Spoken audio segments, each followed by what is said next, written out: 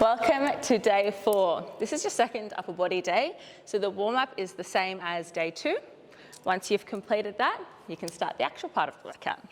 So we're going to do military press. I want you to have your hands so they're about shoulder width apart.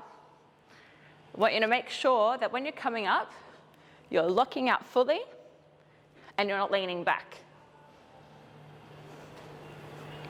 After that, wide pull-ups. I personally can't do wide pull-ups yet, so I like to use the squat rack using the same setup as I do for a military press. So I'm going to hang down below the rack.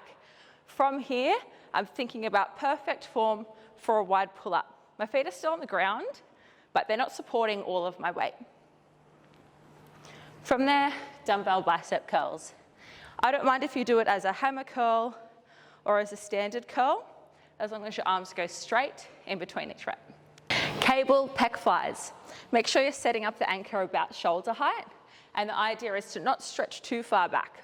So I'm going to bring them in towards my chest, a couple of steps forward, punch it forward, stretch, and then imagine that I'm doing a big bear hug.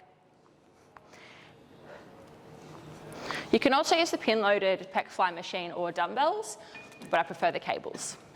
After that, we're going to do body rows. I'm going to use TRX today. You can use rings, you can use a bar, whatever you prefer. The further forward your feet are, the more difficult the exercise is. And then rear delt flies. I know I've probably said it a million times, but when you do your rear delt flies, don't try and lift up too high. It's about your arms moving, not your shoulder blades. So we're not looking to squeeze our shoulder blades together. It's just about bringing your arms up. When you do your alternating Arnold press, I want you to make sure that you're starting at the top and you're alternating the down phase. What it isn't is starting down the bottom and pressing them this way. Both are still valid, but this is what I want you to do. After that, we do a dish hold with the chest press. Make sure you're picking a weight that you can manage. If you feel your back start to lift,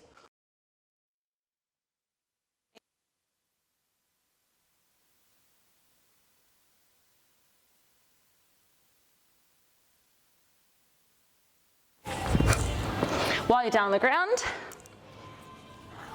skull crushes.